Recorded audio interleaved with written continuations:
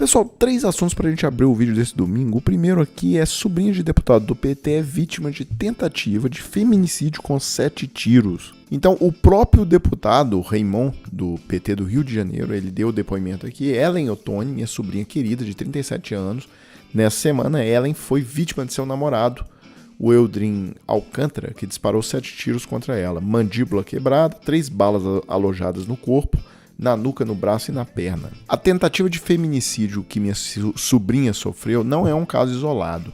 A cada segundo, uma mulher é atacada em nosso país das mais diversas formas. No ano passado, os números de violência bateram recorde. Isso nos mostra que precisamos lutar sem descanso pelo fortalecimento de políticas públicas que acolham e defendam, por políticas que conscientizem pela vida das mulheres. Achei que esse caso que eu relatei, ele tem um contraste muito grande com a postagem que está lá, a última postagem do Eduardo Bolsonaro, tá, nas redes.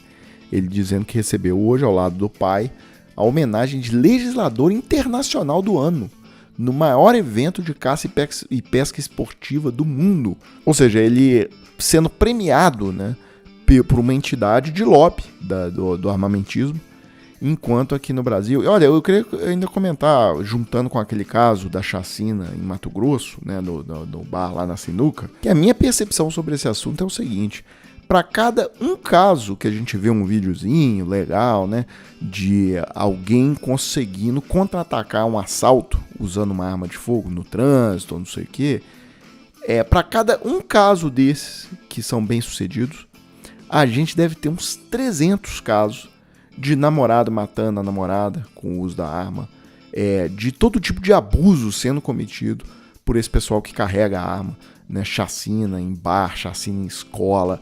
Então, assim, são 300 eventos ruins para cada evento positivo, tá? Então, a percepção que eu fico é essa, né? O tanto que não tem condição desse libera geral nos armamentos. Bem, pessoal, e aí eu sigo para o próximo assunto, porque o Glenn Greenwald voltou a ter destaque hoje, tá? Ele colocou aqui em inglês que o Brasil, sob a administração Lula, está fadado aí a se tornar o primeiro país democrático a restringir, regular e banir o que alguns oficiais do governo consideram fake news e desinformação nas redes. Ele também denuncia que a esquerda no Brasil e a grande mídia estão completamente unidas nesse tópico, né, por essa suposta criminalização das fake news.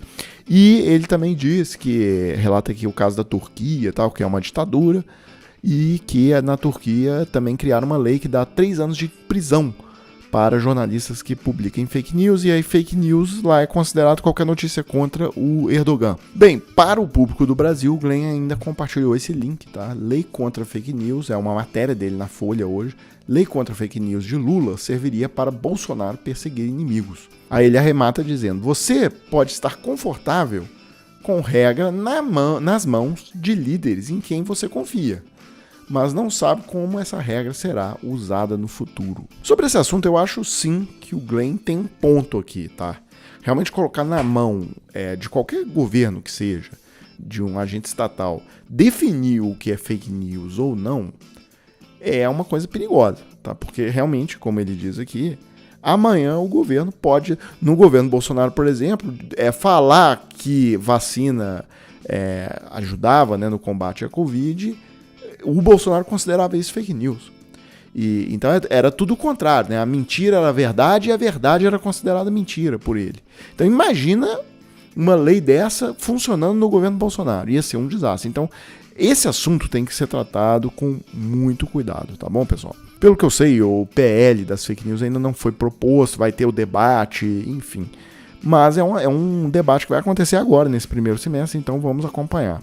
E aí, só pra gente fechar, né, hoje tem uma curiosidade no Globo, logo na capa, lá na contracapa, tem um artigo do Carlos Alberto Sardenberg, falando um pouco de uma decisão recente do Supremo Tribunal Federal, que repercutiu bastante, muita gente mentindo sobre essa decisão, dizendo que ela desconstituiu a coisa julgada e colocou em risco a segurança jurídica no país, enfim.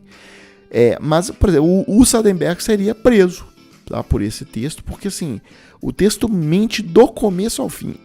Eu afirmo que o Sardenberg não leu a decisão do Supremo e nem gastou nem 5 minutos para se informar sobre a decisão. Ainda bem que um pouco mais abaixo do jornal tem uma coluna do Gilmar Mendes tocando exatamente nesse assunto, tá? Sobre essa decisão do Supremo, que os bolsonaristas estão falando que o Supremo acabou com a coisa julgada e tal. Eu acho importante falar desse assunto porque os bolsonaristas fizeram um carnaval com isso aqui, tá? Buscando, claro, deslegitimar o Supremo e etc. O primeiro assunto é terrível, é catastrófico.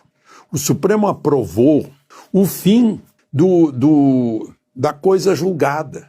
E semana passada o Supremo disse, não, coisa julgada no assunto tributário pode ser reaberta. E quem não pagou o tributo vai pagar com juro e multa. No Brasil, até o passado é imprevisível. Então, eu vou tentar explicar isso aqui em, acho que 3 minutos no máximo. Eu aviso aqui, quem quiser estudar a fundo essa decisão e tal, tem um vídeo de 52 minutos do Ricardo Alexandre, que é um dos maiores tributaristas brasileiros, é auditor, inclusive, fiscal, e ele explica assim, muito detalhadamente essa situação. Então vamos lá, por volta de 1991, 1992, advogados inundaram a justiça do país inteiro com pedidos para que a contribuição social do lucro líquido, que é um tributo que foi criado na época, fosse declarada inconstitucional. Ou seja, os empresários não queriam pagar esse tributo e trouxeram uma argumentação esdrúxula, na minha opinião, para dizer que esse tributo era inconstitucional. Mas isso não vem ao caso agora. O fato que interessa para a gente aqui é que, apesar de mais de 90% dessas ações terem sido negadas pela justiça e o tributo continuado a ser cobrado, no TRF1, Tribunal Regional Federal da Primeira Região, teve uma dessas ações que transitou em julgado, tá? E foi em favor do contribuinte, no sentido que ele não precisava recolher esse tributo. Como diz o Ricardo Alexandre aqui no vídeo, não me pergunte por que a Procuradoria da Fazenda não recorreu às instâncias superiores, mas o fato é que esse processo transitou em julgado ali mesmo, tá? No TRF1. Então o que a gente tinha era um cenário absolutamente caótico. 99% das empresas no país tendo que pagar o tributo e menos de 1% das empresas no país beneficiadas aí por decisões individuais transitadas em julgado, dizendo que não precisava pagar o tributo. Bem, em 2007 o Supremo pôs ordem na casa, julgou esse caso, tá, numa ação direta de constitucionalidade, um caso que vale para todo mundo no país, tá, e declarou que essa contribuição é válida, é constitucional. Bem, para a gente encurtar o assunto aqui, mesmo depois dessa decisão do Supremo de 2007, que era para o país inteiro, tá? A decisão no direito se chama erga omnes, é para todo mundo. Então, mesmo com essa decisão de 2007, teve empresário espertão que continuou não pagando, tá? Dizendo, não, mas eu tenho uma decisão transitada em julgado lá de 1992. Tá? Então, o país inteiro tem que pagar, menos eu. E olha que depois de 2007, a Receita Federal começou a cobrar, a autuar, dizendo, tem que pagar a CSLL.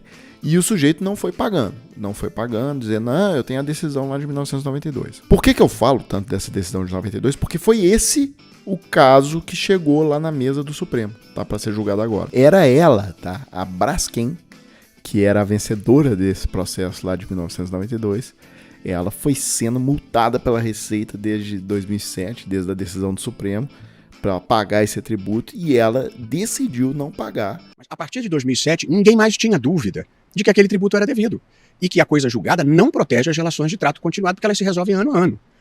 E se você permite que um contribuinte não pague, você de novo criou uma desigualdade competitiva. De modo que a divergência que houve, básica, essencial, foi saber se a cobrança deveria incidir a partir de agora, dessa decisão, ou se deveria incidir desde 2007, quando o Supremo disse, olha, tem que pagar. De modo que a partir de 2007, quem não pagou fez uma aposta. As empresas, como regra geral, se eu fosse um empresário, mas as empresas certamente deveriam estar provisionando ou depositando esse dinheiro enquanto não se esclarecia. Quem não se preparou fez uma aposta no escuro, sem rede, sem estar calçado, e aí, enfim, a gente assume os riscos das decisões que toma. Para a gente fechar esse vídeo, eu só queria mostrar esse trecho do voto do Barroso, que revela como que o Supremo teve que pegar 2 princípios que estão na Constituição, colocá-los lado a lado e fazer uma moderação de de como que os dois vão conviver. Porque um princípio é o da coisa julgada. do cara que tinha a decisão lá de 1992. Agora, por outro lado, também existia o princípio que está na Constituição da livre concorrência. Se todas as empresas do país têm que pagar aquele tributo, você não pode ter uma empresa no país que está livre para sempre desse tributo. Essa empresa, inclusive, poderia concorrer com preços mais competitivos nos seus produtos, tal, tudo porque ela não tem que pagar um tributo que todas as concorrentes têm que pagar. Pessoal, então é isso, né? Eu acho que deu para entender o caso. Quem tiver dúvidas pode ir lá no Ricardo Alexandre, no vídeo que eu mostrei. E é isso, eu fecho esse vídeo agora, coloco aí na tela a chave Pix do Desmascarando. Se você gosta do nosso trabalho e quiser contribuir com alguma coisa, tá aí. E a gente volta mais tarde com mais um vídeo para a página.